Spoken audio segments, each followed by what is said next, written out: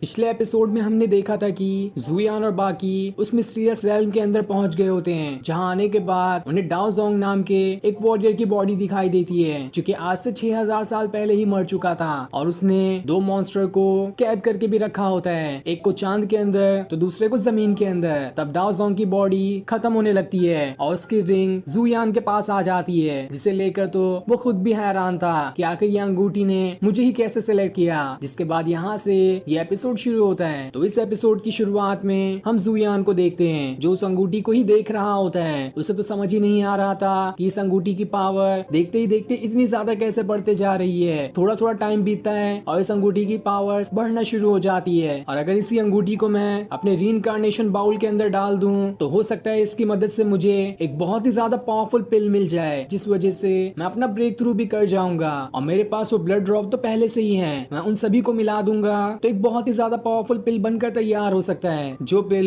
मेरी पावर्स को दुगना से भी ज्यादा इंक्रीज कर देगा। इसलिए वो अपने रीइंकार्नेशन बाउल को पहले एक्टिवेट करता है, और जैसे वो एक्टिवेट होता है उसके अंदर वो उस रिंग को डाल देता है, जहां उस रीइंकार्नेशन बाउल के अंदर वाला ड्रैगन उस रिंग को पहले से भी कहीं ज्यादा पावरफुल बनाकर दोबारा से उस रीइंकार्नेशन बाउल के अंदर चले जाता है। ये देखकर तो जुयान हैरान था कि आखिर इस ड्रैगन ने इस रिंग को एक पिल में क्यों नहीं बदला, उसे तो इसे पिल में बदल देना चाहिए था। इसलिए वो अब खुद ही उस अंगूठी को रीइंकार्नेशन बाउल के अंदर डाल देता है, और साथ में वो शी फैमिली के घर से मिले जितने भी ट्रेजर होते हैं उन सभी को भी उस रीइंकार्नेशन बाउल में डालना शुरू कर देता है। और ये भी कम नहीं था, वो ब्लड ड्रॉप को भी उसके अंदर डाल देता है, ताकि सारी की सारी चीजें मिलकर अब तो इस बार बहुत ही ज्यादा पावरफुल पिल बना दे। तब वो रीइंकार्नेशन बाउल का ड्रैगन दोबारा बाहर निकल कर आता है, और इस बार जब उसे इतनी सारी चीजें मिलती है तो उन सबको मिलाकर सच में एक बहुत ही ज्यादा पावरफुल पिल बना देता है, और उस पिल को सीधा जुयान की बॉडी के अंदर ही डाल देता है, जिस वजह से जुयान के अंदर से काफी ज्यादा एनर्जी बाहर निकलना शुरू हो जाती है। दूसरी तरफ हम युन को देखते हैं, जो किन्मो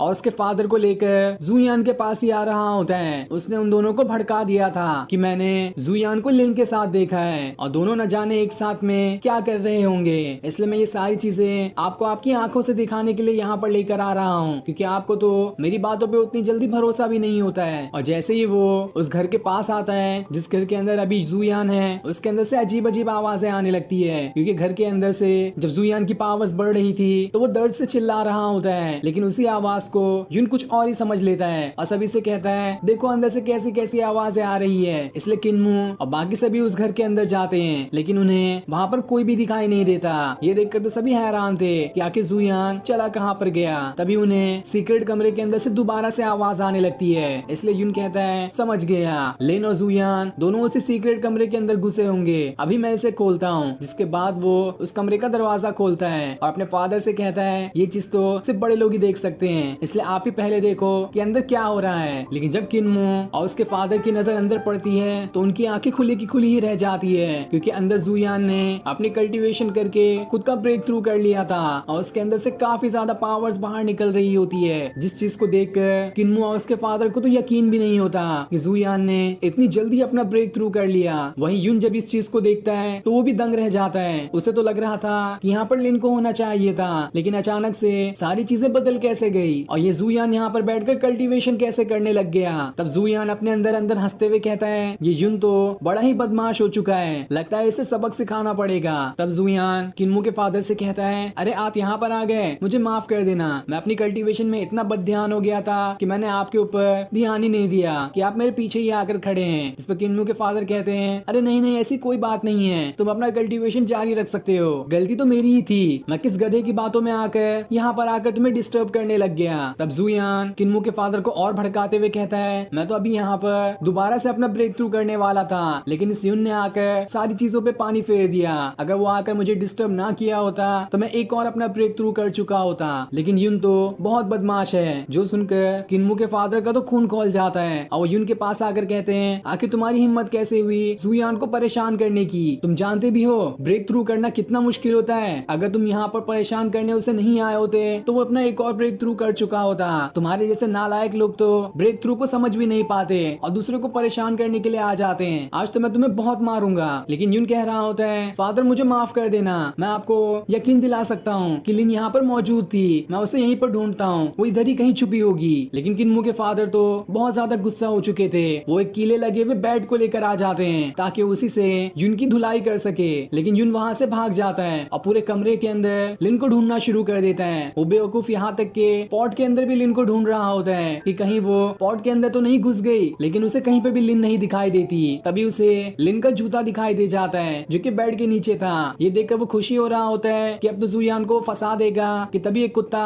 उस जूते को लेकर वहाँ से भाग जाता है, जिस वजह से युन की आखिरी उम्मीद भी चकनाचूर हो जाती है। तब वहाँ पर उसके फादर आते हैं और उसके कान को घसीटते हुए उसे बाहर ले जाने लगते हैं ताकि उसकी अच्छे से सुताई कर सके। और फिर बाहर आने के बाद वो उसे डंडे से इतना मारते हैं कि उसके पूरा बदन ही टूट जाता है। ये देखकर तो जुयान को यकीन भी नहीं हो रहा था कि क्या ये इसके असली फादर है। कोई एक फादर अपने बेटे को इतना बुरी तरीके से कैसे मार सकता है, लेकिन जुयान को तो अभी और मजे लेने थे, इसलिए वो किन्मू के फादर को यहाँ बुलाकर उन्हें और ज्यादा भड़काना शुरू कर देता है कि ये तो बस शुरुआती थी, थोड़ा और उसे मारिए ताकि वो और अच्छे से सबक सीख सके। इसलिए उसके फादर दोबारा से युन को पीटने के लिए चले जाते हैं। तब किन्मू जुयान से कहती है चलो अब मैं भी यहाँ से जा रही हूँ, तुम यहाँ पर बैठकर अपना कल्टीवेशन दोबारा कंटिन्यू कर सकते हो। लेकिन जुयान उसे रोक लेता है और उससे कहता है इतनी जल्दी भी क्या है, थोड़ी देर रुक जाओ, मुझे तुमसे कुछ बातें करनी है। किन्मू तो वहाँ से जाने वाली होती है, लेकिन जुयान दोनों हाथ रखकर उसे रोक लेता है और जैसे उससे बात करने के लिए उसके करीब होने वाला होता है कि तभी वहाँ पर एक जोरदार भूकंप आ जाता है, जिस वजह से सारी चीजें हिलने लगती है और जुयान वहाँ से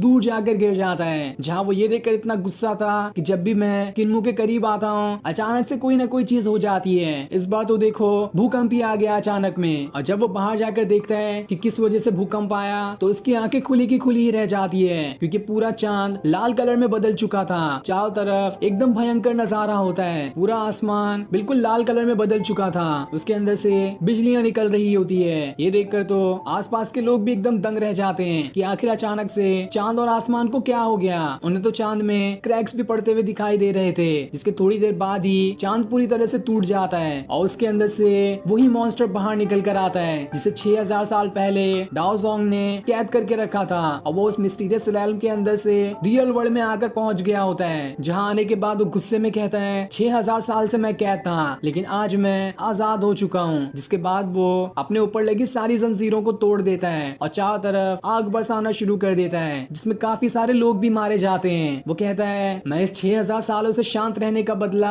आज तो मैं सबसे लेकर रहूंगा, सारे के सारे लोगों को मैं खत्म कर दूंगा, कोई भी मेरे सामने नहीं टिक सकता। जिसके बाद वो पूरे गुस्से के साथ जोर जोर से दहाड़ना शुरू कर देता है और वो जितना दहाड़ता उसके अंदर से उतनी ही ज्यादा फायर्स निकल कर चारों तरफ हर जगह को बर्बाद किए जा रही होती है। और फिर ये सीन दिखाते ही ये एपिसोड यहीं पर एंड हो जाता है। Thanks for watching.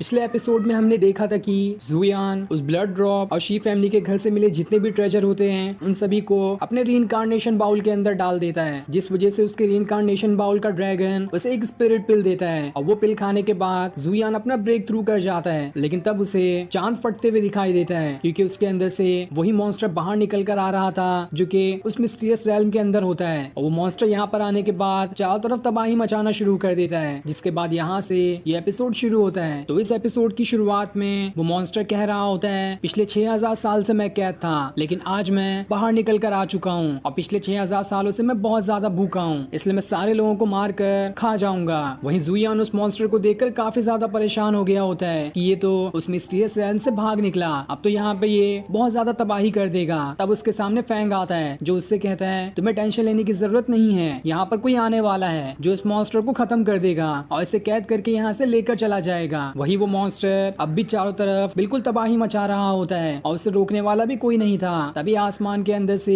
एक बहुत बड़ी किताब बाहर निकल कर आती है, जिस किताब के खुलते ही उसके अंदर एक बहुत बड़ा पोर्टल बन जाता है और उस पोर्टल में से एक मास्टर अपने सारे के सारे डिसाइपल के साथ आता है जो यहाँ पर उस मॉन्स्टर को रोकने के लिए आया था। तब वो मास्टर उस मॉन्स्टर से कहता है आखिर तुम्हारी हिम्मत कैसे हुई यहाँ पर आकर लोगों को परेशान करने की, इसलिए अब मैं तुम्हें दोबारा से सील कर दूंगा और तुम कभी भी उससे बाहर नहीं निकल पाओगे। तब उसे देखकर वो मॉन्स्टर कहता है जब मैं दाओजोंग से नहीं डरा था तो मैं तुम्हारे जैसे जीजी एकेडमी के लोगों से कैसे डर जाऊंगा, मैं तो तुम जैसे चूंटियों को चुटकियों में खत्म कर दूंगा। तब ये सुनकर वो मास्टर और सारे के सारे डिसाइपल उस मॉन्स्टर पे अटैक करने के लिए तैयार हो जाते हैं और उसके ऊपर अटैक करना शुरू कर देते हैं। लेकिन वो मॉन्स्टर उनके सामने बिल्कुल पहाड़ जितना बड़ा था, उसे तो उनके किसी भी अटैक का कोई असर ही नहीं होता और वो उन सभी के सारे अटैक को बड़ी ही आसानी के साथ डॉज करते जाता है और सारे के सारे डिसाइपल को बिल्कुल चूंटियों की तरह हाथ से मारकर दूर फेंके जा रहा था। कोई भी उसके सामने जरा सा भी नहीं टिक पाता। तब वो सारे डिसाइपल मिलकर अपनी पावर की मदद से वहां पर एक बहुत ही बड़े भाले को ले आते हैं और उन सारे भालों को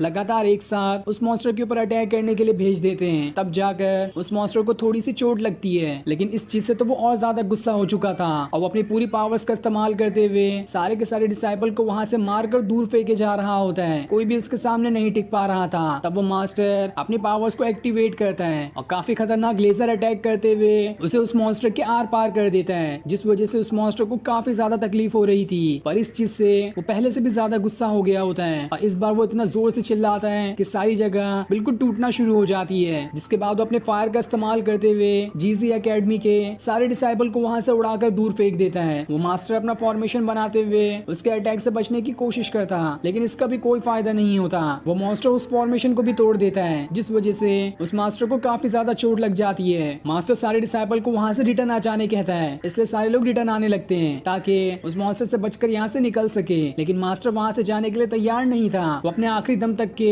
उस मॉन्स्टर से लड़ना चाहता है। वहीं ये सारी चीज देखकर जुयान तो बहुत ज्यादा घबराया होता है। वो फैंग से कहता है, क्या तुम्हें कोई दूसरा रास्ता मालूम है जिस वजह से इस मॉन्स्टर से बचा जा सकता है? तब फैंग कहता है, हाँ मुझे वो रास्ता मालूम है और वो रास्ता एक ही है कि हमें यहाँ से भागकर निकल जाना होगा। जिसके बाद वो वहाँ से भागने लगता है, लेकिन जुयान उसे पकड़ लेता है और उससे कहता है, साफ साफ बताओ मुझे कि तुम्हारे पास कोई दूसरा तरीका है भी या नहीं। कितना भी हार्ड क्यों ना तरीका हो, मैं उसे करने के लिए तैयार हूँ। तब फैंग कहता है, इस मॉन्स्टर को उस मून के अंदर से ही काफी ज्यादा पावर्स मिलती है। अगर उसका मून यहाँ से हट जाए तो बिल्कुल कमजोर हो जाएगा। उसके बाद इसे आसानी से पकड़ा जा सकता है। और इतना बताने के बाद वो अपने जान बचाते हुए वहाँ से भाग निकलता है। तब जुयान को एक आइडिया आता है। वो किन्मू से कहता है, तुम्हारे पास तो एनलाइटमेंट पावर है। उस दिन मैंने तुम्हें देखा था जब तुम उस पोयम को पढ़ रही थी, तब तुम्हारे अंदर से काफी ज्यादा पावर्स बाहर निकल कर आ रही थी। अगर तुम उन पावर की मदद से यहाँ पर एक और चांद बनाने में कामयाब हो जाओ तो वो चांद इस मॉन्स्टर के चांद की पावर्स को कम कर देगा, जिस वजह से ये मॉन्स्टर यहाँ पर कमजोर हो जाएगा और उसके बाद जीजी एकेडमी के लोग उसे कैद कर सकते हैं। तब ये सुनकर किन्मू हैरान रह जाती है, क्योंकि उसे तो लग रहा था कि जब वो पोयम पढ़ रही थी तो उस टाइम वहाँ पर जुयान मौजूद नहीं है। पर अभी उसकी ये बातें सुनकर उसे शक होने लगता है कि हो ना हो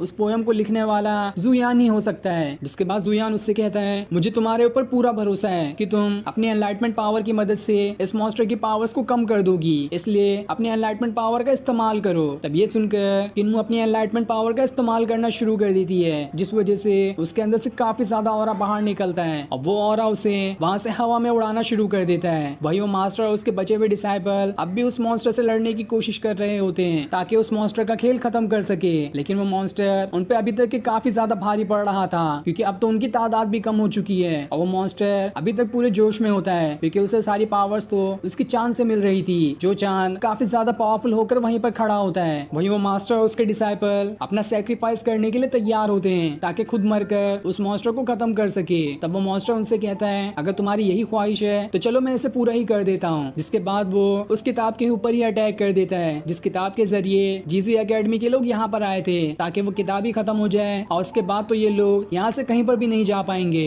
और फिर वो इन लोगों को आराम से सबक सिखा सकता है। लेकिन तब वो मास्टर और बाकी सारे लोग वहाँ से उस मॉन्स्टर की तरफ ही बढ़ना शुरू कर देते हैं ताकि जिस चीज पे वो खड़े हैं उस भाले जैसी चीज को ही उस मॉन्स्टर के आर पार कर दे। लेकिन वो मॉन्स्टर के पास पहुंचते इससे पहले ही वहाँ पर किन्मू आ जाती है, जिसके अंदर से एनलाइटमेंट की पावर्स निकल रही थी और वो पावर्स इतनी ज्यादा होती है कि वो उस मॉन्स्टर की पावर को धीरे धीरे खत्म करने लगती है और जैसे जैसे उस मॉन्स्टर की पावर्स कम होती है वो धीरे धीरे कमजोर पड़ना शुरू हो जाता है। ये देखकर तो वो मास्टर और उसके डिसाइपल भी हैरान थे। वो लोग कहते हैं, आखिर ये है कौन जिसके अंदर से इतनी ज्यादा एनलाइटमेंट की पावर्स बाहर निकल रही है? यही हमारे लिए बहुत अच्छा मौका है, हम इस मौके का इस्तेमाल करते हुए इस मॉन्स्टर को कैद कर सकते हैं। वहीं किन्मू अपनी एनलाइटमेंट की पावर्स इस्तेमाल करते हुए वहाँ पर एक बहुत ही बड़ा मून लेकर आ जाती है, जो मून उस मॉन्स्टर के मून से भी ज्यादा पावरफुल और बड़ा दिखाई दे रहा था। और जैसे ही उसकी पावर्स बढ़ती है वो सारी की सारी पावर्स उस मॉन्स्टर की मून की पावर्स को खत्म करना शुरू कर देती है, जिस वजह से वो मॉन्स्टर कमजोर पड़ने लगता है। वहीं ये चीज देखकर तो फैंग भी एकदम हैरान था कि किन्मू के पास कितनी ज्यादा पावर्स है। इसने तो सच में उस मॉन्स्टर से भी ज्यादा पावरफुल मून को बना दिया। वहीं वो सारे डिसाइपल उस मॉन्स्टर के नीचे एक बहुत ही बड़ा और भयानक फॉर्मेशन बना देते हैं ताकि वो फॉर्मेशन उस मॉन्स्टर को कैद कर सके। जिसके बाद उस फॉर्मेशन से चेन निकलकर उस मॉन्स्टर को कैद करने की कोशिश कर रही होती है और जैसे वो चेन पूरी तरह से बंध जाता है उसके ऊपर वो मास्टर अपने वेपन का इस्तेमाल करते हुए उस चेन को हमेशा के लिए बंद कर देता है ताकि कोई भी उस चेन को ना खोल सके। वो मॉन्स्टर उसके अंदर से बाहर भागने की कोशिश कर कर रहा होता है, लेकिन वो उसके बाहर भाग ही नहीं पाता क्योंकि वो चेन पूरे स्पेल से बनी हुई थी जिसे तोड़ना इतना आसान काम भी नहीं है। और इस तरह से वो मास्टर और सारे लोग मिलकर उस मॉन्स्टर को हमेशा के लिए दोबारा कैद कर देते हैं। लेकिन वो मॉन्स्टर अब भी उसे धमकी दे रहा होता है कि देख लेना, मैं तो कैसे भी करके इसके अंदर से बाहर निकल कर आ ही जाऊंगा, लेकिन जिस दिन मैं बाहर आया उस दिन मैं तुम लोगों में से किसी को भी नहीं छोड़ूंगा। और इतना कहने के बाद वो मॉन्स्टर वहां से गायब हो जाता है और फिर ये सीन दिखाते ही ये एपिसोड यहीं पर एंड हो जाता है। Thanks for watching. पिछले एपिसोड में हमने देखा था कि वो मॉन्स्टर सारी तरफ तबाही मचाना शुरू कर देता है, लेकिन तब उससे लड़ने के लिए जीजी एकेडमी के कुछ मास्टर और डिसाइपल आते हैं जो उससे फाइट करना शुरू कर देते हैं। लेकिन वो मॉन्स्टर उनके सामने भी काफी ज्यादा पावरफुल दिखाई दे रहा था और वो लोग उसका ढंग से मुकाबला नहीं कर पाते। तब वहाँ पर किन्मो आती है जो अपनी एनलाइटमेंट पावर का इस्तेमाल करते हुए वहाँ पर एक और मून क्रिएट कर देती है, जिस वजह से वो मॉन्स्टर कमजोर पड़ जाता है और फिर जीजी एकेडमी के लोग उसे दोबारा से हमेशा के लिए कैद कर देते हैं। जिसके बाद यहाँ से ये एपिसोड शुरू होता है। तो इस एपिसोड की शुरुआत में जीजी एकेडमी के सारे डिसाइपल और मास्टर इस बात से थोड़ा थोड़ा परेशान होते हैं कि ये मॉन्स्टर यहाँ से चला तो गया है, लेकिन कहीं ये दोबारा वापस ना आ जाए। लेकिन एकेडमी के मास्टर कहते हैं ये दोबारा वापस कभी नहीं आ सकता क्योंकि ये फॉर्मेशन काफी ज्यादा पावरफुल है। तब उसके डिसाइपल कहते हैं इस मॉन्स्टर को पकड़ने में हमारी मदद नीचे से एक लड़की ने की है, इसलिए हमें उसका शुक्रिया करना चाहिए। तब ये सुनकर उनके मास्टर कहते हैं मुझे वो लड़की बहुत पसंद आ गई है, इसलिए मैं उसे अपने सेक्ट में ले जाना चाहता हूँ ताकि उसे अपना डिसाइपल बना सकूं। इसलिए जाओ और मेरा न्योता तुम उस लड़की को देकर आओ और उसे मनाना कि वो हमारे सेक्ट में शामिल होने के लिए मान जाए। जिसके बाद वो सभी वहाँ से किन्मो के पास जाने के लिए निकल जाते हैं। लेकिन तभी वहाँ पर मिलिट्री फ्लैग फॉर्मेशन एक्टिवेट हो जाता है जो यहाँ पर किसी भी अनजान के आने से पहले एक्टिवेट हो जाता है और वो उस अनजान इंसान को सिटी के अंदर आने नहीं देता। वो उस मास्टर और उसके डिसाइपल से पूछता है बताओ मुझे कि तुम्हारा क्या काम है और तुम किस मकसद से सिटी के अंदर जाना चाहते हो, उसके बाद ही मैं तुम्हें अंदर जाने दूंगा। तब वो मास्टर उससे कहता है तुम्हारी सिटी की एक लड़की ने उस मॉन्स्टर से लड़ने में हमारी मदद की है, इसलिए हम उसे अपने सेक्ट में शामिल करना चाहते हैं, यही पूछताछ करने हम सिटी के अंदर आ रहे हैं। तब ये सुनकर वो फ्लैग कहता है अगर ये बात है तो तुम सिटी के अंदर एंटर कर सकते हो। जिसके बाद वो फ्लैग वहाँ से गायब हो जाता है और फिर वो सारे डिसाइपल वहाँ से सिटी की तरफ बढ़ना शुरू कर देते हैं। वही किन्मो भी वहाँ से अब दोबारा जुयान के पास आ गई होती है, जिसे देखकर वो काफी ज्यादा खुश हो जाता है। साथ ही फैंग भी हैरान था कि जितना ये मिस्टीरियस जुयान है इसकी वाइफ भी उतनी ही ज्यादा मिस्टीरियस है। दोनों ने अपनी पावर्स को छुपा कर रखा था।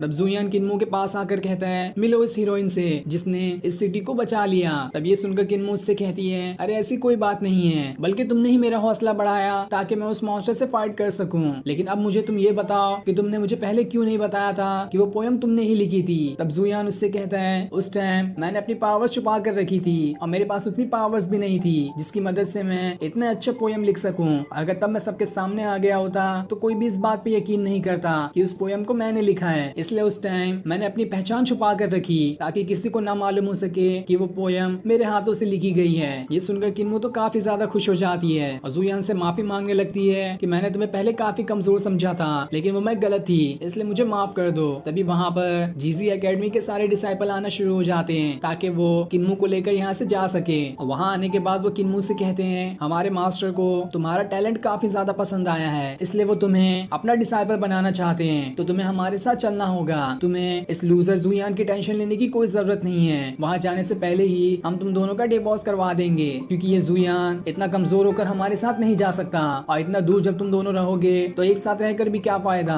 उससे अच्छा यही होगा कि तुम दोनों डिवोर्स ले लो और उसके बाद तुम हमारे साथ चलो हमारी एकेडमी के अंदर। तब ये सुनकर जुयान उससे कहता है ओ बिन बुलाए मेहमान, जरा फिर से कहना तुम यहाँ पर मेरी वाइफ को मुझसे दूर करने के लिए आए हो। तब ये सुनकर जीजी एकेडमी का डिसाइपल कहता है तुमने बिल्कुल ठीक सुना, मैं यहाँ पर तुम्हारी वाइफ को तुमसे दूर ले जाने के लिए आया हूँ क्योंकि उसके पास इतना ज्यादा टैलेंट है और उसका टैलेंट तुम्हारे ऐसे लूजर के साथ रहकर बर्बाद हो रहा है, इसलिए उसे हमारे साथ चलना चाहिए। तब ये सुनकर जुयान उसे घसीट के एक घुसा मार देता है और फिर उससे कहता है जितनी औकात है उतनी ही जबान चलानी चाहिए। लेकिन तब किन्मो उसके पास आकर उसे समझाती है और उससे कहती है तुम्हें गुस्सा होने की जरूरत नहीं है, मैं इनके साथ कहीं पर भी नहीं जाने वाली। वही वो डिसाइपल अब गुस्सा होकर होकर जुयान के ऊपर अटैक करने वाला होता है, लेकिन उसके अटैक करने से पहले ही वहाँ पर किन्मो के फादर आ जाते हैं, जो उन डिसाइपल से कहते हैं तुम किन्मो को अपनी एकेडमी में ले जाना चाहते हो। ये ऑफर तो समझ में भी आता है, लेकिन वहाँ जाने के लिए उसे जुयान से डिवोर्स लेने की क्या जरूरत है, इसका रीजन मुझे समझ नहीं आया, इसलिए फटाफट से यहाँ से निकल जाओ। अगर तुमने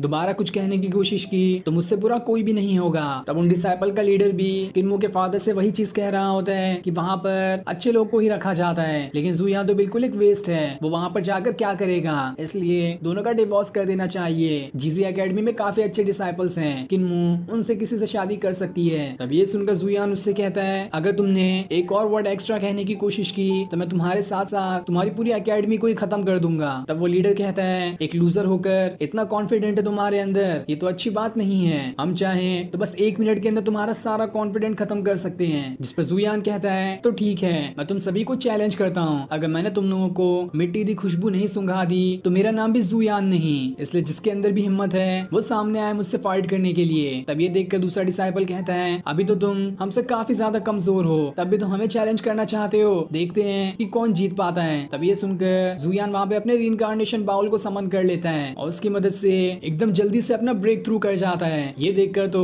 वो सारे डिसाइपल एकदम हैरान थे कि इसने तो पलक झपकते ही अपना ब्रेक थ्रू कर लिया और ये अब तो हमारे लेवल पर पहुंच चुका है, ये तो बिल्कुल इम्पॉसिबल था, लेकिन इसने इतनी जल्दी इसे कैसे कर दिखाया। लेकिन खैर कोई बात नहीं, तब भी मैं इससे फाइट करने के लिए तैयार हूँ। जिसके बाद वो डिसाइपल अपने भी भाले को निकाल लेता है ताकि उसकी मदद से जुयान का वहीं पर खेल खत्म कर सके। और फिर अब देखते ही देखते दोनों के बीच काफी जबरदस्त फाइट शुरू हो जाती है। दोनों अपनी अपनी टेक्निक का इस्तेमाल कर रहे होते हैं, लेकिन जुयान बस एक ही झटके के अंदर उसके भाले को ही वहाँ पर खत्म कर देता है और स्वॉर्ड स्लैश अटैक करते हुए उस डिसाइपल को वहाँ से बहुत दूर फेंक देता है। जिसके बाद वो अपनी क्लोन टेक्निक का इस्तेमाल करता है और खुद के कई सारे डुप्लीकेट बनाते हुए उस डिसाइपल के ऊपर अटैक करना शुरू कर देता है। वो डिसाइपल उसकी इस टेक्निक से बचने की कोशिश करता, लेकिन इसका भी कोई फायदा नहीं होता क्योंकि जुयान तो काफी ज्यादा गुस्से में आ चुका था। उसके सारे क्लोन लगातार मिलकर एक साथ उस डिसाइपल के ऊपर अटैक किए जा रहे होते हैं, जिन्हें संभालना उसके लिए मुश्किल हो रहा था। और अब जाकर वो डिसाइपल अपनी हिम्मत हारकर जमीन पे गिर जाता है। ये देखकर तो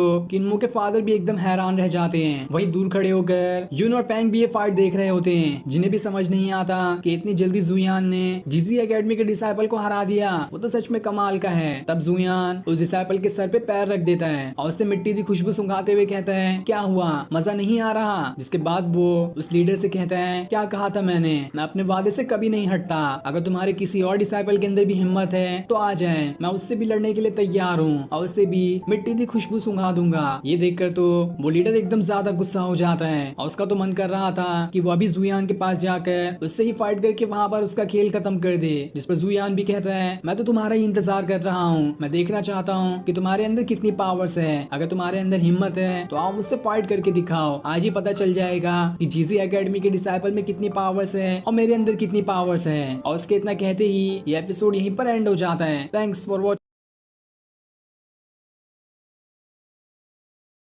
पिछले एपिसोड में हमने देखा था कि जीजी एकेडमी के डिसाइपल किन्मो की तरफ आ जाते हैं और उससे कहते हैं तुमने हमारी काफी अच्छे से मदद की है, इसलिए हम तुम्हें अपने सेक्ट में ले जाना चाहते हैं, पर इसके लिए तुम्हें जुयान को छोड़ना होगा। पर यह सुनकर तो जुयान काफी ज्यादा गुस्सा हो गया होता है और वो उन सभी से फाइट करना शुरू कर देता है ताकि उन सभी का खेल खत्म कर सके, क्योंकि आखिर उन लोगों के अंदर हिम्मत कैसे हुई कि वो किन्मो को जुयान से दूर कर सकते हैं। इसी का गुस्सा वो सभी के ऊपर उतारना शुरू कर देता है, जहाँ वो सभी को काफी ज्यादा मारता है और उनके लीडर से कहता है अब तुम्हारी बारी है। जिसके बाद यहाँ से ये एपिसोड शुरू होता है। तो इस एपिसोड की शुरुआत में जुयान उस लीडर को चैलेंज कर रहा होता है कि अगर तुम्हारे अंदर हिम्मत है तो मुझसे फाइट करके दिखाओ, लेकिन तब वो लीडर अपने दूसरे डिसाइपल को जुयान से फाइट करने के लिए भेजता है, जो कि काफी ज्यादा पावरफुल है और ये वाला डिसाइपल पिछले डिसाइपल से भी ज्यादा पावरफुल होता है। इसलिए वो डिसाइपल वहाँ पर अपने भाले को ले आता है और उसकी मदद से एक बहुत ही खतरनाक स्वॉर्ड फॉर्मेशन बना देता है, जिस वजह से कई सारी स्वॉर्ड चारों तरफ से जुयान को घेरना शुरू कर देती है। लेकिन तब जुयान अपनी पावर्स को एक्टिवेट करते हुए आसमान से बिजलियां गिराना शुरू कर देता है, जिस वजह से वो डिसाइपल वहां पर ही गिर जाता है। और तब हमें पता चलता है कि वो बिजलियां जुयान ने नहीं बल्कि उस मिलिट्री फ्लैग फॉर्मेशन ने गिराई थी, क्योंकि जीजी एकेडमी के डिसाइपल यहाँ पर आकर तबाही कर रहे थे। तब लीडर उस फ्लैग फॉर्मेशन से कहता है आपको गलत फहमी हुई है, हमने यहाँ पर कोई गड़बड़ी करने की नहीं कोशिश की थी, बल्कि ये सारा काम तो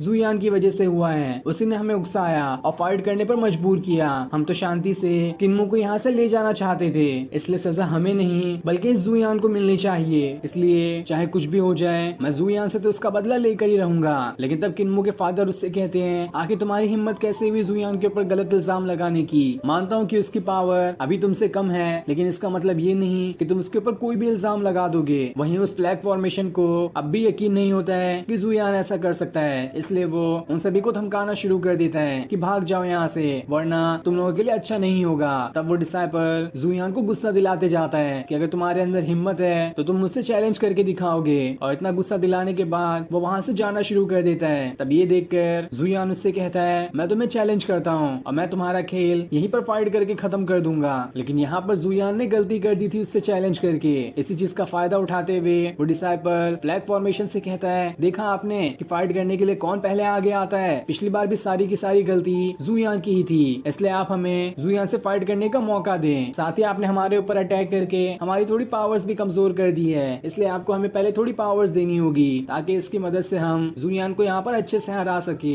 इसलिए वो फ्लैग फॉर्मेशन उसे थोड़ी सी पावर्स दे देता है। वहीं किन्मो के फादर जुयान से मना कर रहे होते हैं कि तुम्हें इस डिसाइपल से चैलेंज नहीं लेना चाहिए था, तुम नहीं जानते कि ये काफी ज्यादा पावरफुल है। लेकिन तब वहाँ पर यून आ जाता है जो जुयान से कहता है, तुम्हें टेंशन लेने की जरूरत नहीं है, मैं तुम्हारे साथ हूँ, तुम इस डिसाइपल का यहीं पर खेल खत्म कर देना। पर किन्मो को तो जुयान की टेंशन हो रही थी। वो उससे कहती है, तुम्हें मेरे लिए इनसे फाइट करने की कोई जरूरत नहीं है, मैं तो पहले ही कह चुकी हूँ कि मैं इनके साथ नहीं जाऊंगी। लेकिन जुयान ने तो चैलेंज कर ही लिया था, इसलिए वो उससे फाइट करने के लिए तैयार होता है और किन्मो से कहता है, तुम्हें टेंशन लेने की जरूरत नहीं है, मैं कैसे हार सकता हूँ, क्या तुम्हें मुझ पर भरोसा नहीं है? जिसके बाद वो उस डिसाइपल से फाइट करने के लिए चले जाता है और सबसे पहले अपनी स्वॉर्ड फेंकते हुए उससे कहता है, मुझे तो तुमसे फाइट करने के लिए अपनी स्वॉर्ड की भी जरूरत नहीं है, मैं तुम्हें सिर्फ एक ही अटैक के अंदर हरा सकता हूँ। जिस पर वो डिसाइपल भी हैरान था। वो उससे कहता है, लगता है तुम्हें ज्यादा ही जोश चढ़ रहा है जो तुमने अपनी स्वॉर्ड भी फेंक दिया और ये चैलेंज कर रहे हो कि एक अटैक में मुझे हरा दोगे, ये तो बिल्कुल नामुमकिन है, देखता हूँ कि तुम ये कैसे करके दिखा पाते हो। तब जुयान वहाँ पर अपने स्वॉर्ड फॉर्मेशन को एक्टिवेट कर लेता है और जैसे वो उसे एक्टिवेट करता है वहाँ पर एक नहीं बल्कि हजारों स्वॉर्ड आ जाती है जो सभी आपस में भवंडर की तरह घूमना शुरू कर देती है। जिसके बाद जुयान उन सभी स्वॉर्ड को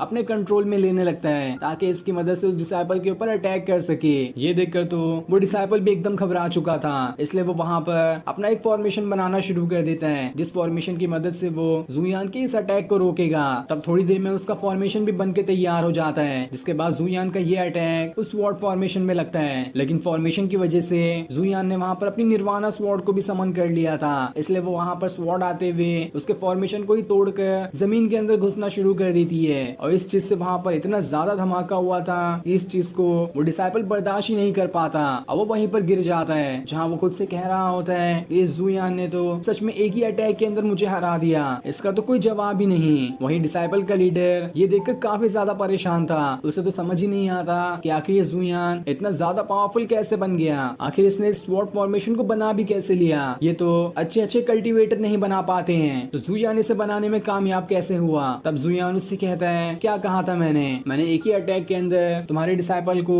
यहीं पे हरा दिया, अब तुम्हारी बारी है, मैं तुम्हें भी एक ही अटैक में हराने की कोशिश करूंगा। तब ये सुनकर वो डिसाइपल उससे कहता है, क्या तुम जानते भी हो कि मैं कौन हूँ, अपनी औकात में रहकर बात करो। इस पर जुयान कहता है, तुम आखिर कौन हो, मुझे इससे कोई भी फर्क नहीं पड़ता, तुमने मेरी वाइफ को मुझसे दूर करने की कोशिश की है, इसलिए इसका बदला तो मैं तुमसे लेकर ही रहूंगा। वहीं फैंग उससे लीडर से फाइट करने के लिए मना कर रहा होता है कि तुम नहीं जानते कि ये लीडर कितना ज्यादा पावरफुल है, तुम्हें इससे फाइट नहीं करनी चाहिए। पर जुयान तो कुछ सुनने के लिए तैयार ही नहीं था, वो वहाँ पर एक बहुत ही खतरनाक अटैक को समन कर लेता है और ये अटैक इतना ज्यादा पावरफुल था कि अगर कोई इसे सही से ना कर पाए तो इससे उस कल्टीवेटर की जान भी जा सकती है। किन्मो अपने फादर से पूछती है आखिर ये किस तरह के अटैक का इस्तेमाल करना चाह रहा है, जिस पर उसके फादर कहते हैं ये अटैक बहुत ज्यादा पावरफुल होता है, इस अटैक में काफी सारी स्वॉर्ड फॉर्मेशन बनानी पड़ती है और जितनी भी स्वॉर्ड उस फॉर्मेशन के जरिए बनती है उन्हें अपनी बॉडी से गुजारना होता है ताकि उस स्वॉर्ड के अंदर कल्टीवेटर की बॉडी की पावर्स भी आ जाए और इस वजह से वो स्वॉर्ड बहुत ज्यादा पावरफुल बन जाएगी। जो अच्छे कल्टीवेटर होते हैं वही इसे संभाल पाते हैं क्योंकि स्वॉर्ड मेटल की होती है और इंसान की बॉडी इतनी आसानी से मेटल को कहाँ सहन कर पाती।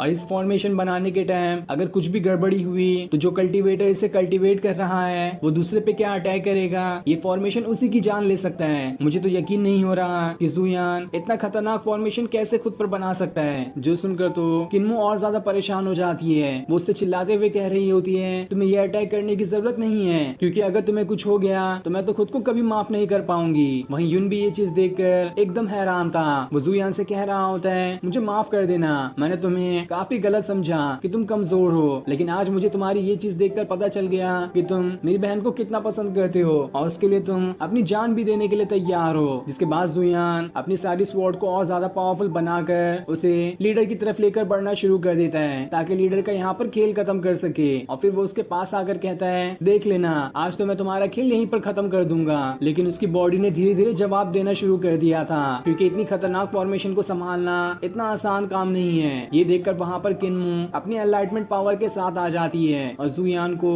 अपने फॉर्मेशन के अंदर घेर लेती है, जिस वजह से जुयान अब तो वहाँ पर हिल भी नहीं पाता। और ये चीज किन्मू ने इसलिए की होती है ताकि जुयान अपनी बॉडी पे थोड़ा और ज्यादा प्रेशर ना डाल दे, वरना इससे कुछ गड़बड़ी भी हो सकती है। और उसकी जान बचाने के लिए वो खुद वहाँ से लीडर की तरफ ही बढ़ना शुरू कर देती है। लेकिन इसका अभी ये क्या इरादा था हमें इस एपिसोड में नहीं दिखाया जाता और फिर ये सीन दिखाते ही ये एपिसोड यहीं पर एंड हो जाता है। Thanks for watching.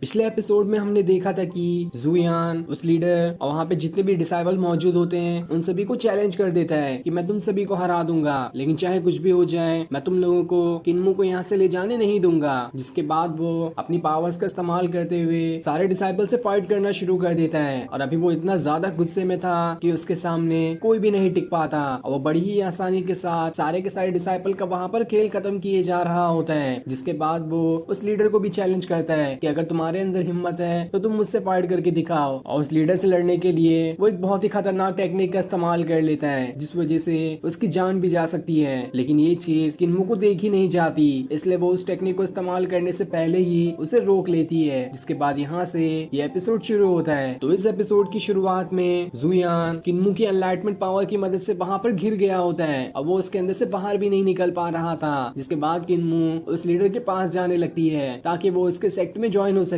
जुयान उससे कहता है तुम्हें ये करने की कोई जरूरत नहीं है, देखो मैंने इसके डिसाइपल्स को तो पहले से ही हरा दिया, थोड़ी और कोशिश करने के बाद मैं इस लीडर को भी हरा सकता हूँ, इसलिए मुझे छोड़कर मत जाओ। लेकिन किन्मू कहती है मैं अपनी वजह से तुम्हें किसी भी मुसीबत में नहीं डालना चाहती, इसलिए मैं इस लीडर के साथ जा रही हूँ ताकि तुम्हें कोई खतरा महसूस ना हो। जुयान उसे चिल्लाते हुए कह रहा होता है तुम ऐसा नहीं कर सकती, न जाने मैंने कितने लोगों से फाइट की बस तुम्हारे लिए, और इस लीडर की वजह से तुम मुझे छोड़कर नहीं जा सकती। लेकिन किन्मू ने तो पूरा मन बना लिया था कि वो उस लीडर के सेक्ट में ज्वाइन हो ही जाएगी, क्योंकि उसे जुयान की ऐसी हालत देखी नहीं जा रही थी। जुयान तो काफी ज्यादा इंजर्ड हो गया होता है उनसे फाइट करने के लिए, इसीलिए किन्मू कोई रिस्क नहीं लेना चाहती है। अगर जुयान के पास अभी ताकत हुई तो धीरे धीरे और ज्यादा पावरफुल बन के वो उस सेक्ट से आकर उसे ले भी जा सकता है। लेकिन अगर यहीं पे अपनी ज्यादा पावर इस्तेमाल करने की वजह से अगर उसे कुछ हो गया तब तो वो लीडर वैसे भी उसे अपने सेक्ट में ले जाएगा और उस टाइम तो उसके पास कोई उम्मीद ही नहीं बचेगी कि कोई उसे उठाकर वहां से रिटर्न लेकर आ सके।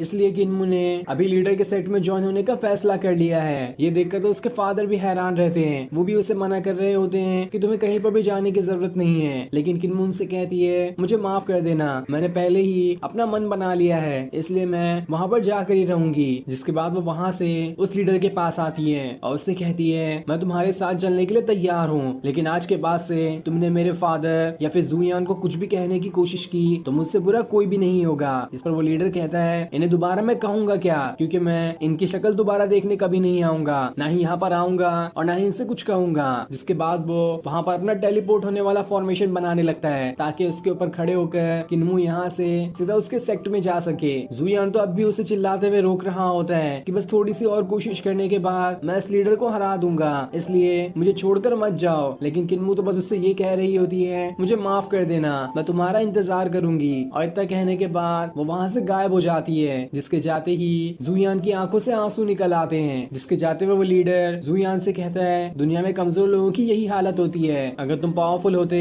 तो मुझसे फाइट कर पाते, लेकिन देखो तुम तो एक टेक्निक का इस्तेमाल करते हुए खुद ही की जान खतरे में डाल रहे थे, इसी वजह से तो किन्मू मेरे सेक्ट में शामिल होने के लिए तैयार हुई है। अगर उसे लेने आना है तो मुझसे भी ज्यादा पावरफुल बनकर दिखाना। जिसके बाद वो वहाँ से चला जाता है और उसके जाने के बाद जुयान इतना ज्यादा गुस्से में होता है कि वो हीवन हेवन और अर्थ की कसम खा लेता है कि चाहे कुछ भी हो जाए मैं किन्मू को वापस ला कर रहूंगा और इस पूरे की पूरी जीजी एकेडमी को ही खत्म कर दूंगा। जहाँ उसके कसम खाते हुए पूरे आसमान से बिजलियां गिर रही होती है। ये देखकर तो फैंग भी हैरान रह जाता है कि आखिर अब तो जुयान बहुत ज्यादा गुस्सा हो चुका है और इसे अब रोकना नामुमकिन के बराबर है। मैं तो उम्मीद करता हूँ कि जुयान अपनी कसम को पूरा कर ले। तब जुयान फैंग से कहता है, इस लीडर ने कौन सा फॉर्मेशन बनाया था, क्या तुम मुझे उसके बारे में और डिटेल बता सकते हो ताकि मैं यहाँ से उसके पास जा सकूं, क्योंकि अभी मैं बिल्कुल भी नहीं जानता कि आखिर ये जीजी एकेडमी कहाँ पर है। इस पर फैंग कहता है, दुनिया में पूरे 3600 स्टेट हैं और उन 3600 स्टेट में सबसे ज्यादा पावरफुल 100 कल्टीवेटर हैं, लेकिन उन पावरफुल कल्टीवेटर में से भी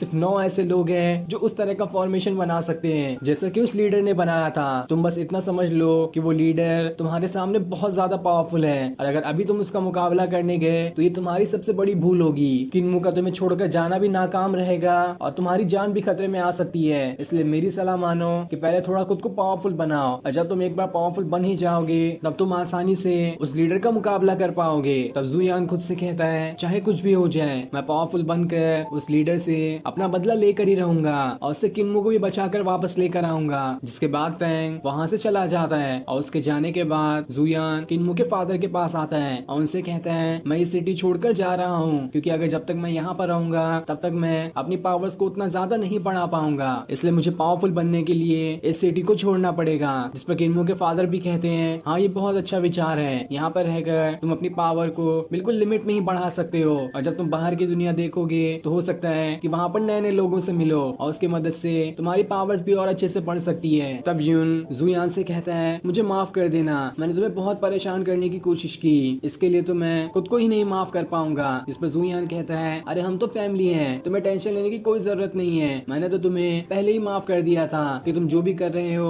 वो तुम्हारी बस नादानी है और अब जब मैं यहाँ से जा रहा हूँ तो पूरे सिटी की और किन्मू के फादर की जिम्मेदारी तुम्हारे ऊपर है, उन सभी का अच्छे से ख्याल रखना। जिस पर यून मान जाता है कि मैं अपने पूरी सिटी और फादर की अच्छे से ख्याल रखूंगा। जिसके बाद जुयान वहाँ से चला जाता है। अब वो फ्लैग फॉर्मेशन किन्मू के फादर से कहता है, जहाँ पर हमारी ये सिटी लोकेटेड है वहाँ का कोई भी किंग नहीं है और जब तक यहाँ का किंग कोई नहीं होता है तभी बाकी सारे लोग यहाँ पर आकर हमला करने की कोशिश करते हैं और जो चाहे वो मनमानी करते हैं, जैसा कि इस जीजी एकेडमी ने किया। अगर यहाँ का कोई किंग होता तो ऐसे कभी कोई हरकत नहीं कर पाता, इसलिए अगर जैसा मैं कहता हूँ वैसा करने के लिए तुम मान जाओ तो मैं तुम्हें इस पूरे स्टेट का किंग बनाने के लिए तैयार हूँ। ये सुनकर किन्मू के फादर हैरान रह जाते हैं कि अगर वो किंग होते तो अभी जुयान और उनकी बेटी के साथ ऐसा कभी नहीं होता, वो खुद की पावर की मदद से ही उस जीजी एकेडमी के सारे डिसाइपल को यहाँ से भगा दिए होते हैं। इसलिए वो इस बात पे जोर देने लगते हैं कि क्या वो उस फ्लैग फॉर्मेशन की बातें माने या फिर नहीं। दूसरी तरफ जुयान सिटी को छोड़कर जा रहा होता है, तब वहाँ पर लिन आती है जो उससे आखिरी बार मिलने के लिए आई थी, जहाँ वो उससे कहती है, तुम हमेशा मुझे याद रखना, भले तुम मुझे पसंद करते हो या नहीं करते हो लेकिन मैं तुम्हें हमेशा पसंद करते रहूंगी। इसके बाद वो वहाँ से चली जाती है। इधर किन्मू के फादर अब भी उस चीज के बारे में सोच रहे होते हैं कि क्या उन्हें फ्लैग फॉर्मेशन की बातें माननी चाहिए। साथ ही उन्हें जुयान के बारे में भी ख्याल आ रहा होता है कि वो पहले उसे कितना कमजोर समझते थे,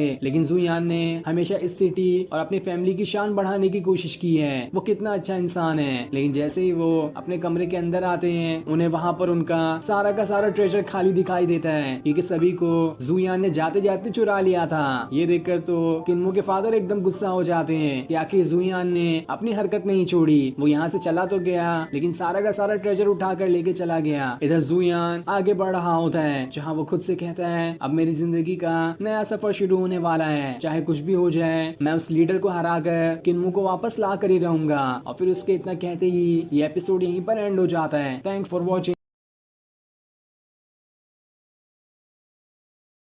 पिछले एपिसोड में हमने देखा था कि जुयान अपनी एक बहुत ही खतरनाक टेक्निक का इस्तेमाल कर देता है ताकि वो उस लीडर से फाइट कर सके, लेकिन इससे उसकी जान भी जा सकती थी। इसलिए किन्मू ये डिसाइड करती है कि वो खुद ही उस लीडर के साथ उसके सेक्ट में चली जाएगी ताकि इससे जुयान बच जाएगा। और जैसे ही किन्मू उसके साथ जाती है जुयान एकदम ज्यादा गुस्सा हो जाता है और वो ये डिसाइड कर लेता है कि चाहे कुछ भी हो जाए मैं जीजी एकेडमी का खेल तो खत्म करके ही रहूंगा और उसके बाद मैं किन्मू को वापस लेकर आऊंगा। इसलिए वो अपनी सिटी ही छोड़कर चला जाता है ताकि वो अपना नया सफर शुरू कर सके और उस सफर में वो और ज्यादा पावरफुल बनेगा। जिसके बाद यहाँ से ये एपिसोड शुरू होता है। तो इस एपिसोड की शुरुआत में हम जुयान को देखते हैं जो काफी दिनों से लगातार चल रहा होता है और वो काफी ज्यादा थक भी चुका था। वो कहता है अगर कोई मुझे सवारी मिल जाती तो कितना अच्छा होता, इसकी मदद से तो मैं आसानी से अपना सफर तय कर सकता था। और जैसे ही थकान की वजह से वो वहाँ पर गिर जाता है तभी वहाँ पर जियान आ जाता है जो उसके ऊपर अटैक करने के लिए आया था। वो उससे कहता है पिछली बार तुमने जितनी भी मेरी बेइज्जती की है उन सभी का बदला तुमसे लेकर रहूंगा, क्योंकि मैं एक इनर डिसाइपल हूँ और जो भी इनर डिसाइपल होता है उसके अंदर काफी ज्यादा पावर्स होती है। तो अब मरने के लिए तैयार हो जाओ, मैं तुम्हारी यहाँ पर सबसे पहले तो बहुत ज्यादा हालत खराब कर दूंगा और उसके बाद तुम्हें यहाँ से हजारों माइल्स दूर अपने सेट के अंदर ले जाऊंगा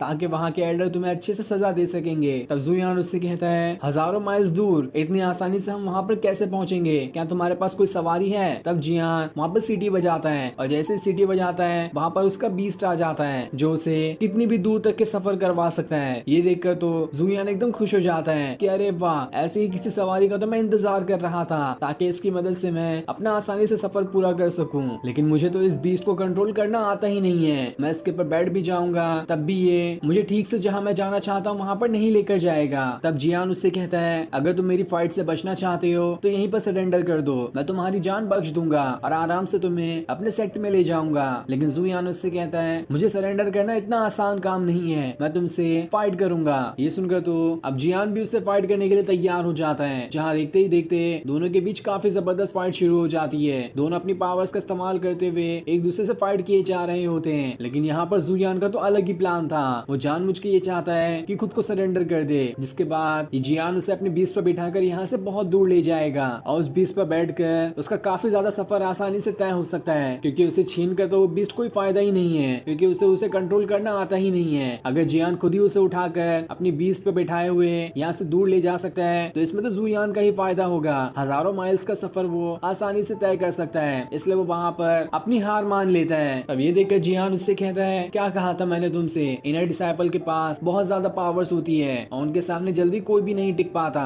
और मैंने तो इनर डिसाइपल के सेकंड लेवल में भी मास्टरी हासिल कर ली है, इसलिए तुम्हारा मेरे सामने कोई मुकाबला नहीं है। जिसके बाद वो उसे एक पिल देता है और उसे खाने के लिए कहता है कि अगर जैसे ही जुयान इस पिल को खा लेगा वो आगे चलकर अपनी कोई भी पावर्स का इस्तेमाल नहीं कर सकता है और वो एक बिल्कुल नॉर्मल इंसान बन जाएगा। जिसके बाद जियान उसे बड़ी ही आसानी के साथ अपने सेक्ट में ले जा सकता है। लेकिन जैसे ही जुयान उस पिल को देखता है वो खुद से कहता है मेरे अंदर तो काफी ज्यादा पावर्स हैं और ये पिल उन पावर्स को तो बिल्कुल भी नहीं रोक सकती, मैं इसे खा भी लूं तो भी मेरे अंदर कोई फर्क नहीं पड़ेगा। इसके बाद जियान जुयान को अपनी बीच पे बिठाए हुए वहाँ से अपने सेट की तरफ ले जाने लगता है, जहाँ रास्ते में तो जुयान बहुत ज्यादा खुश होता है क्योंकि वो तो यही चाह रहा था कि आसानी से उसका इतना ज्यादा सफर तय हो जाए। जुयान उससे कहता है क्या तुम मुझे दाओजोंग एकेडमी ले जा सकते हो? लेकिन जियान कहता है दाओजोंग एकेडमी मेरे सेक्ट से 1000 माइल दूर है, तो मैं तुम्हें वहाँ पर क्या करने के लिए लेके जाऊंगा, मैंने तुम्हें अपने सेक्ट के अंदर लेकर आया है ताकि यहाँ तुम्हें सजा दी जा सके। लेकिन तब जुयान खुद को उसकी कैसे आजाद कर लेता है। ये देखकर तो जियान भी हैरान था कि आखिर इसने मेरी हथकड़ी को तोड़ कैसे लिया।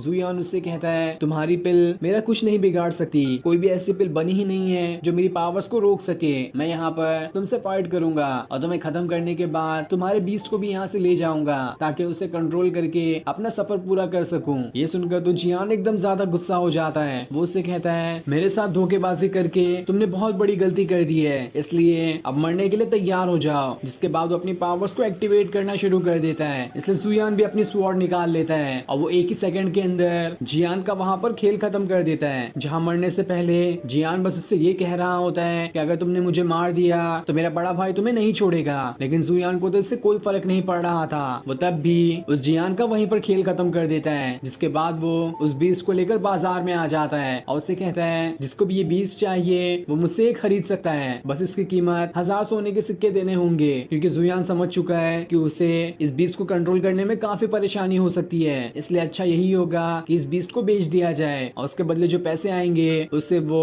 अपने रीइंकार्नेशन बाउल में डालकर उसे कोई पिल बना लेगा ताकि वो पिल उसे यहाँ से आगे का सफर तय करने में मदद कर सके। इसलिए वो उस बीस्ट को बेच रहा होता है बाजार के अंदर, लेकिन कोई भी वो बीस्ट खरीदने के लिए तैयार ही नहीं होता क्योंकि वो बीस्ट बहुत ज्यादा महंगा था और जो भी उस बीस्ट को खरीदेगा उसके पैसे तो एक हिसाब से बर्बाद ही होंगे, क्योंकि कोई भी उस बीस्ट को कंट्रोल कर ही नहीं सकता। इसलिए सारे लोग जुयान को नकारते हुए वहाँ से जाने लगते हैं कि कोई भी उस बीस्ट को नहीं खरीदना चाहता है। ये देखकर तो जुयान भी निराश हो जाता है तब वहाँ पर जुआन नाम का एक आदमी आता है जो जुयान से कहता है मैं इस बीस को खरीदने के लिए तैयार हूँ और इसके बदले में तुम्हें 100 सोने के सिक्के दूंगा। लेकिन जुयान उससे कहता है सिर्फ 100 सोने के सिक्के, इससे क्या होगा, देखो इस बीस्ट को, ये कितना ज्यादा पावरफुल है। इसके बाद वो बीस्ट भी अपनी पावर्स का इस्तेमाल करते हुए सामने एक जोरदार अटैक कर देता है। लेकिन तब जुआन उससे कहता है तुम्हारे बात करने का तरीका मुझे बिल्कुल भी पसंद नहीं आया, इसलिए अब मैं तुम्हें 100 के बजाय 50 सोने के सिक्के दूंगा। अगर डील मंजूर है तो बताओ, क्योंकि तुम्हें इस बीस्ट को खरीदने वाला दूसरा कोई भी बायर नहीं मिलेगा, क्योंकि इसे कंट्रोल करने के लिए एक डिवाइस की जरूरत होती है और उस डिवाइस के बगैर कोई भी इस बीस्ट को कंट्रोल कर ही नहीं सकता और वो डिवाइस सिर्फ मेरे पास ही है। मैं तुम्हें चैलेंज करता हूँ कि अगर तुमने किसी और दूसरे बायर को ढूंढ लिया तो मैं उसी टाइम तुम्हें अपना बड़ा भाई कहूंगा, क्योंकि कोई भी इस बीस्ट को खरीदने के लिए तैयार ही नहीं होगा। जब कोई इसे कंट्रोल कर ही नहीं सकता है तो अपने पैसे इस बीस्ट पे लगाकर क्या ही फायदा, इसलिए जाओ और जितना चाहे उतना ढूंढो, लेकिन तुम्हें दूसरा कोई भी बायर नहीं मिलने वाला। तब जुयान एक आइडिया लगाता है और वो सीधा उस बीस्ट को ही मार डालता है और उसके बॉडी के छोटे छोटे टुकड़े बनाते हुए उसे पकाना शुरू कर देता है। जिसके बाद वो बाजार में ही सारे लोगों को आवाज लगाते हुए कहता है इस बीस्ट का मीट जो भी खाएगा उसके अंदर काफी ज्यादा पावर्स आ जाएगी, इसका टेस्ट भी बहुत ज्यादा अच्छा है, ऐसा मीट तो जल्दी कहीं पर नहीं मिलता है, इसलिए आओ और हर मीट के टुकड़े को बस एक सोने के सिक्के में लेते जाओ। ये सुनकर तो सारे लोग एकदम खुश हो जाते हैं और वहाँ पर भीड़ लगाना शुरू कर देते हैं। और जहाँ पर जुआन ने जुयान को ये चैलेंज किया था कि कोई वो दूसरा बायर ढूंढ के दिखाए, उसने तो बायर की लाइन ही लगा दी। ये देखकर तो जुआन एकदम गुस्सा हो जाता है और वहाँ से जाने लगता है। लेकिन जुयान उससे कहता है इतनी आसानी से कहाँ जा रहे हो, तुमने तो अभी तक मुझे अपना बड़ा भाई माना भी नहीं। लेकिन तब जुआन उससे कहता है मैं इस सिटी का लॉर्ड हूँ और इतनी आसानी से तुम्हें मैं अपना बड़ा भाई मान लूंगा, ये तो कभी नहीं हो सकता। मैं अभी जीजी एकेडमी में होने वाली एक पार्टी में जा रहा हूँ और मुझे तुमसे मुंह लगाने का कोई मूड नहीं है। जिसके बाद वो वहाँ से चला जाता है। लेकिन जीजी एकेडमी का नाम सुनकर जुयान हैरान रह जाता है और फिर ये सीन दिखाते ही ये एपिसोड यहीं पर एंड हो जाता है। Thanks for watching.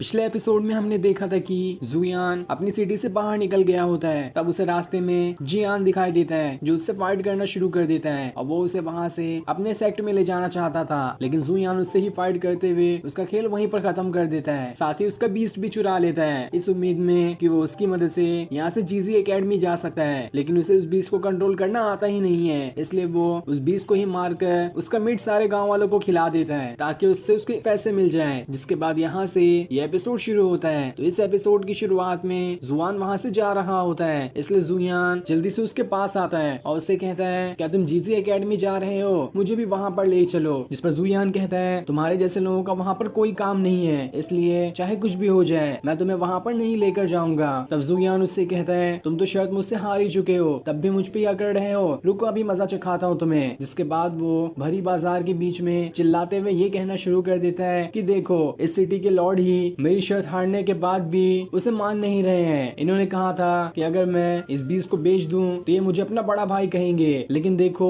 इन्होंने तो साफ इनकार कर दिया कि ये मुझे अपना बड़ा भाई कहेंगे। कैसे सिटी लॉर्ड है तुम लोगों के। ये सुनकर तो जुआन एकदम हैरान रह जाता है। वो उससे कहता है अरे अरे शांत हो जाओ, मैं तुम्हें जीजी एकेडमी ले चलूंगा। जिसके बाद वो उसे जीजी एकेडमी ले जाने लगता है। अब थोड़ी देर सफर करने के बाद वो दोनों वहाँ से जीजी एकेडमी के अंदर आ जाते हैं, जहाँ पर जुआन जुयान से ये कह रहा होता है कि चाहे कुछ भी हो जाए यहाँ पर कोई तमाशा करने की जरूरत नहीं है, तुम्हें अपने बिहेवियर पे ध्यान देना है और सभी से अच्छी इज्जत से बात करनी है, वरना अगर तुमने यहाँ पर कुछ गड़बड़ की तो मैं तो तुम्हें यहीं पर लेकर आया हूँ, तुम्हारी वजह से मैं भी बुरा फंस जाऊंगा। तब जुयान उससे कहता है तुम्हें टेंशन लेने की जरूरत नहीं है, मैं जो भी करूंगा इज्जत से ही करूंगा। जिसके बाद वो वहाँ बैठे एल्डर के पास आकर कहता है क्या तुम ही वही बूढ़े इंसान हो जो इस पूरी सिटी के अंदर अपनी पोयम से मशहूर होते जा रहा है। ये सुनकर तो सारे के सारे डिसाइपल एकदम हैरान रह जाते हैं कि आखिर ये है कौन, इसके अंदर हिम्मत कैसे हुई कि यहाँ के एल्डर के बारे में ऐसी बातें करने की। वही जुआन भी इस चीज से काफी ज्यादा डर चुका था। वो कहता है मुझे तो इस जुयान ने फंसा दिया, बहाना करके मेरे साथ यहाँ पर आ गया है और देखो यहाँ पर आते ही इसने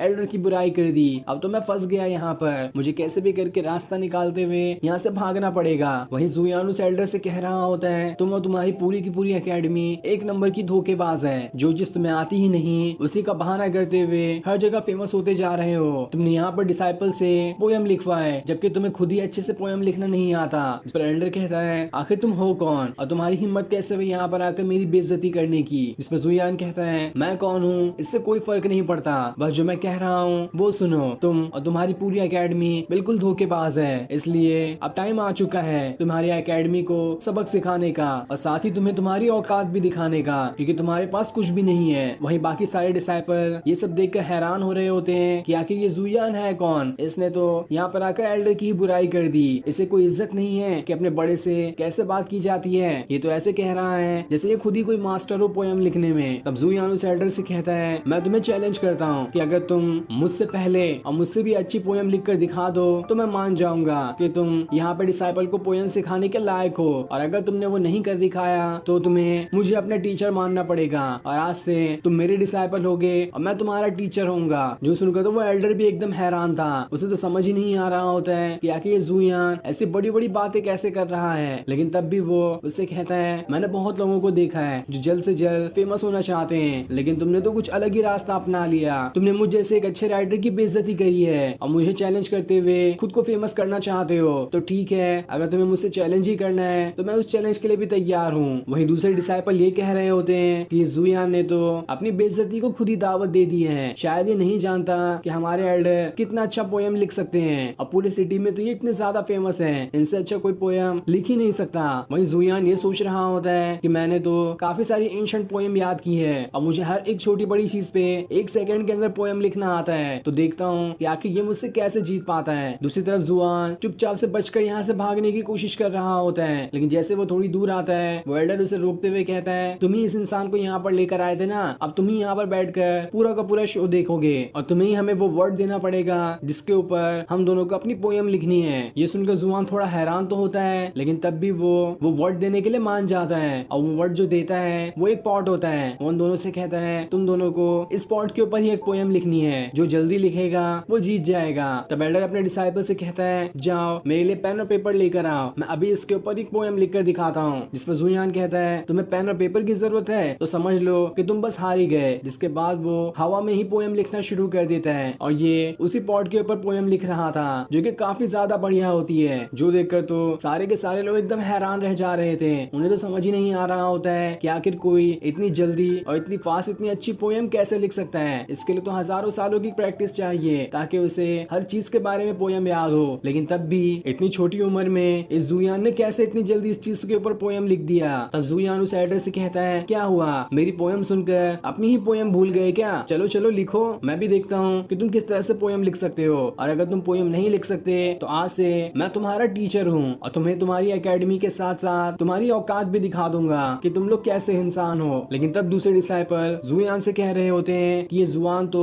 तुम्हारे साथ ही आया था ना, क्या मालूम कि तुम दोनों ने पहले से ही प्लान बनाया हो और उसी ने तुम्हें जानबूझकर वो पॉट के ऊपर पोयम लिखने के लिए कहा, क्योंकि तुम पहले से उस पोयम को जानते थे, इसलिए तुमने फटाफट से वो पोयम लिखना शुरू कर दिया। अगर तुम किसी और चीज के ऊपर पोयम लिख कर दिखाते हो तो हम मानेंगे, अब वो अगला वर्ड भी मेरे एल्डर ही तुम्हें देंगे, तुम्हें उसी के ऊपर वो पोयम लिखनी होगी। वहीं ये सुनकर तो उस एल्डर की भी जान में जान आती है। उसे तो लग रहा था कि जुयान ने यहाँ पर पूरी उसकी इज्जत ही खत्म कर दी, और तब वो सोचता है इसे तो पहले से ही याद था, इसलिए इसने मुझे हरा पाया। अब मैं इसे दूसरा वर्ड देता हूँ, देखता हूँ इसके ऊपर भी ये पोयम लिख पाता भी है या फिर नहीं। इस पर जुयान कहता है ठीक है, तुम मुझे एक क्या 10 वर्ड दे सकते हो, मैं उन सभी के ऊपर मिलाकर बस 1 सेकंड में पोयम तैयार करके दिखा दूंगा। तब वो एल्डर उसे वहाँ पर रखे हुए फ्लावर्स को दिखाता है और उससे कहता है चलो अब इस फ्लावर के ऊपर ही पोयम लिख कर दिखाओ। तब ये सुनते ही जुयान पोयम लिखने के बजाय उसे पढ़ना ही शुरू कर देता है। जो उसे पोयम फ्लावर से रिलेटेड याद थी वो उसे वहाँ पर पढ़ना शुरू कर देता है, और जैसे जैसे वो पोयम पढ़ रहा होता है उसकी बॉडी से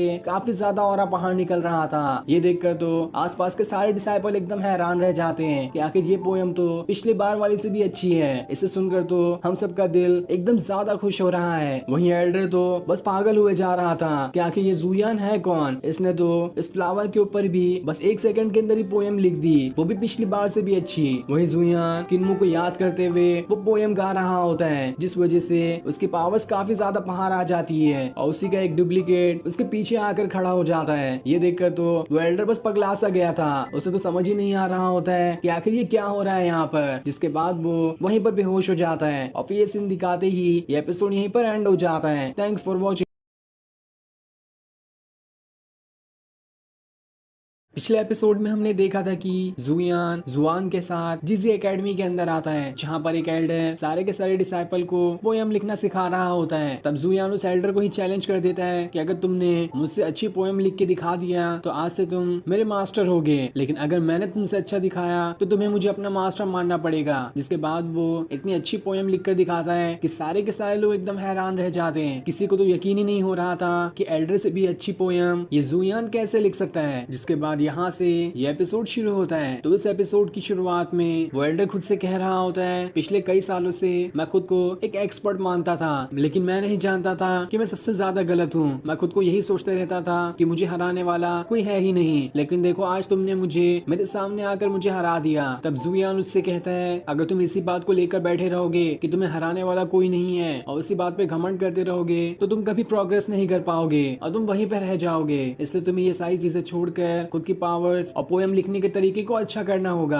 उसके बाद ही तुम किसी को हराने के लायक बन सकते हो, क्योंकि अभी तुम्हारे अंदर इतनी पावर्स तो है नहीं कि तुम इतनी अच्छी पोएम लिखकर दिखा सको। ये सुनकर वो एल्डर एकदम ज्यादा खुश हो जाता है और वो इतना ज्यादा जुयान की बातों से खुश हुआ था कि उसके अंदर की भी एनलाइटमेंट पावर्स बाहर आना शुरू हो जाती है। वो जुयान से कहता है, तुमने मुझे कितनी अच्छी बात सिखाई है, इस चीज से तो मेरा दिल इतना ज्यादा खुश हो गया है कि देखो मेरी एनलाइटमेंट पावर्स बाहर निकल कर आ गई। वहीं ये देखकर तो जुआन और बाकी सारे डिसाइपल एकदम हैरान रहते हैं। उन्हें तो समझ ही नहीं आ रहा था कि जुयान के वर्ड्स में इतनी पावर्स है कि वो बस अपने कुछ वर्ड्स की मदद से ही किसी की भी एनलाइटमेंट पावर्स को एक्टिवेट कर देता है। उसके जितना पावरफुल इंसान तो शायद ही कोई होगा। वहीं वो एल्डर अब जुयान के सामने झुककर कहता है, जैसा कि आपने कहा था कि अगर आपने मुझसे अच्छी पोएम लिख कर दिखाया तो मुझे आपको अपना मास्टर मानना होगा, तो मैं इस चीज के लिए तैयार हूँ। आज से मैं आपका डिसाइपल हूँ और आप मेरे मास्टर हो। ये सुनकर जुयान एकदम ज्यादा ही खुश हो जाता है। उसके बाद वो यहाँ से जाने लगता है, क्योंकि अब उसे किन्मू को भी ढूंढना था। दूसरी तरफ हम हुआन को देखते हैं जो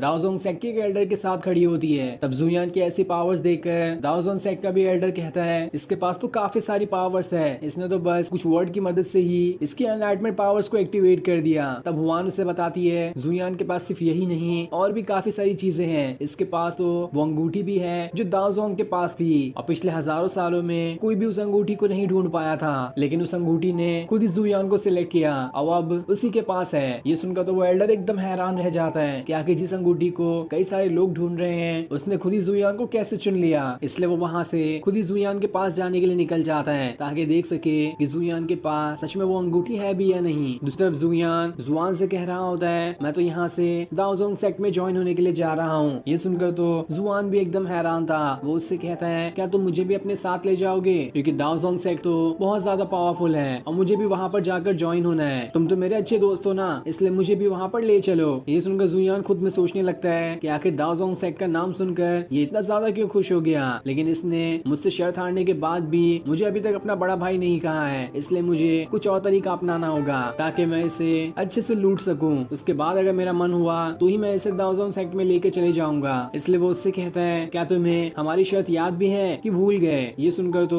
जुआन एकदम हैरान रह जाता है और वो जल्दी से अपने पास से 5-5 हजार की 2 नोटें निकालता है और जुयान को देते हुए कहता है, मैं तुमसे माफी मांगना चाहता हूँ कि मैंने तुम्हें उस टाइम अपना बड़ा भाई नहीं कहा था और उसी माफी मांगने के बदले 1000 सिक्कों का नोट तुम्हारे लिए है। इसके बदले तुम मुझे दाओजोंग सेक्ट में ज्वाइन करा दो। तब जैसे ही जुयान इतने सारे पैसे देखता है उसे तो यकीन ही नहीं हो रहा था कि आखिर इस जुआन के पास कितने ज्यादा पैसे हैं। इसने तो 1 मिनट के अंदर ही 10,000 सिक्कों का नोट बाहर निकाल दिया। इसलिए जुयान उन पैसों को ले लेता है और जुआन से कहता है, ये पैसे तो बहुत ज्यादा हैं, मैं इन्हें गरीबों में बांट दूंगा और उसके बदले मैं तुम्हें दाओजोंग सेक्ट में शामिल भी करवा दूंगा, लेकिन मुझे अभी थोड़े और पैसों की जरूरत है। इसलिए तुम्हारे गले में जो चैन है वो मुझे दे दो ताकि आगे भी किसी इंसान को जरूरत हो तो मैं उसकी मदद कर सकूं, क्योंकि ऐसे ही मदद करते हुए रहेंगे तभी तो हम आसानी से दाओजोंग सेक्ट में ज्वाइन हो सकते हैं। इसलिए जुआन अपनी चैन निकाल कर उसे दे देता है, लेकिन उसे ये भी डाउट होता है कि जुयान क्या उसे दाओजोंग सेक्ट में शामिल करवा भी लेगा या फिर नहीं। तब जुयान उससे कहता है, अरे तुम टेंशन क्यों लेते हो, दाओजोंग सेक्ट का जो लीडर है उसने और मैंने बचपन में एक ही पैंट पहना है, कभी वो मेरी पहन लेता था कभी मैं उसकी, हम दोनों की इतनी अच्छी दोस्ती है, तो तुम क्या समझते हो कि वो तुम्हें दाओजोंग सेक्ट में शामिल नहीं होने देगा? ऐसा तो कभी नहीं हो सकता। लेकिन तभी वहाँ पर दाओजोंग सेक्ट का एल्डर आ जाता है जो काफी ज्यादा गुस्से में था। वो जुयान से कहता है, आखिर तुम ऐसी बातें फैलाकर हमारे सेक्ट की बेइज्जती क्यों करना चाहते हो, मैं तो तुम्हें कभी जानता ही नहीं, तो हमने आखिर एक जैसी पैंट कैसे पहन ली, जरा अपनी उम्र में भी ध्यान दो, कहाँ तुम बच्चे हो और कहाँ मैं एक एल्डर हूँ, तुम्हारी पैंट तो मुझे आएगी भी नहीं। तब उसके इतने गुस्से वाले चेहरे को देखकर जुआन जुआन एकदम हैरान रह जाता है। वो जुयान से कहता है तुमने तो कहा था तुम दोनों बहुत अच्छे दोस्त हो, लेकिन इस एल्डर की शक्ल देखकर तो मुझे लगता है कि ये हमें यहाँ पर मारने के लिए आया है। तब जुयान उससे कहता है अरे तुम्हें टेंशन लेने की जरूरत नहीं है, मुझे तो लगता है इसकी पैंट ढीली हो गई है इसलिए वो ऐसी ऐसी बातें कर रहा है, तो मुझे थोड़ा सा टाइम दो, मैं अभी इसे मनाता हूँ। जिसके बाद जुयान भागते हुए उस एल्डर के पास आता है और उसके सामने उसी 10,000 सिक्कों का नोट निकालते हुए कहता है ये मैं आपको देना चाहता हूँ ताकि आप इसे गरीबों में बांट दें, क्योंकि मैंने आपके बारे में बहुत कुछ सुना है कि आप लोगों की मदद करते हैं, इसलिए मैंने आपके नाम से ही इन पैसों के नोटों को निकाला है। आप जितनी हो सके उतनी गरीबों की मदद कर दो और उसके बदले आप मुझे अपने सेक्ट में शामिल कर लो। ये सुनकर तो वो एल्डर हैरान रह जाता है कि आखिर जुयान ने 10,000 सिक्कों का नोट इतनी आसानी से दे दिया, वो भी गरीबों में बांटने के लिए। इसलिए वो जल्दी से उन नोटों को रख लेता है और उससे कहता है तुम्हारा फ्यूचर तो आगे बहुत ब्राइट होने वाला है, मैं तुम्हें आसानी के साथ अपने सेक्ट में शामिल कर लूंगा। साथ ही वो जुआन से भी कहता है क्या तुम भी हमारे सेक्ट में शामिल होना चाहते हो। ये सुनकर तो जुआन काफी ज्यादा खुश हो जाता है और उससे कहता है हाँ मैं भी यही चाहता हूँ कि आप मुझे अपने सेक्ट में शामिल कर लें। तब वो एल्डर उन दोनों से कहता है मैं तुम्हें अपने सेक्ट में तो शामिल कर लूंगा, लेकिन तुम्हें एंट्रेंस एग्जाम देना होगा, जिसे देने के लिए काफी सारे डिसाइपल पहले से ही जमा है। लेकिन अगर तुम थोड़े और पैसों का बंदोबस्त करते हो तो मैं तुम्हें एंट्रेंस एग्जाम के बाद एक अच्छी पोजीशन दे सकता हूँ अपने सेक्ट के अंदर, इसलिए हो सके तो थोड़े और पैसों का बंदोबस्त कर लेना। जिस पर वो दोनों मान जाते हैं। अब हम दाओजोंग सेक्ट का सीन देखते हैं जहाँ पर सारे एल्डर जमा होते हैं, क्योंकि उनके सामने जितने भी डिसाइपल सेक्ट में ज्वाइन होने के लिए आए थे वो सब आकर जमा हो गए होते हैं, क्योंकि अभी सबको एंट्रेंस एग्जाम देना होगा, उसके बाद ही कोई इस दाओजोंग सेक्ट के अंदर ज्वाइन हो सकता है। तब सारे डिसाइपल्स को धक्का मारते हुए जुयान और जुआन सबसे आगे आकर खड़े हो जाते हैं। तब उन सभी के सामने एक एल्डर आता है जो उन्हें एंट्रेंस एग्जाम का रूल बताता है कि जिसे भी हमारे सेट के अंदर शामिल होना है उसे इस पहाड़ के ऊपर बने हुए गेट के पास 2 घंटों के अंदर पहुंचना होगा। ये सुनकर तो जुआन खुश हो जाता है कि आखिर ये कितना आसान सा टेस्ट है, इसे तो कोई भी पूरा कर लेगा। लेकिन जुयान उससे कहता है मुझे तो नहीं लगता कि ये इतना आसान होगा, रास्ते में जरूर कोई खतरा हो सकता है, क्योंकि कोई भी इतनी आसानी से किसी को अपने सेक्ट में शामिल थोड़ी होने देता है, इसलिए हमें ज्यादा सावधान रहने की जरूरत है। जिसके बाद अब सारे के सारे डिसाइपल उस पहाड़ पे बने गेट की तरफ जाना शुरू कर देते हैं और फिर ये सीन दिखाते ही ये एपिसोड यहीं पर एंड हो जाता है। Thanks for watching.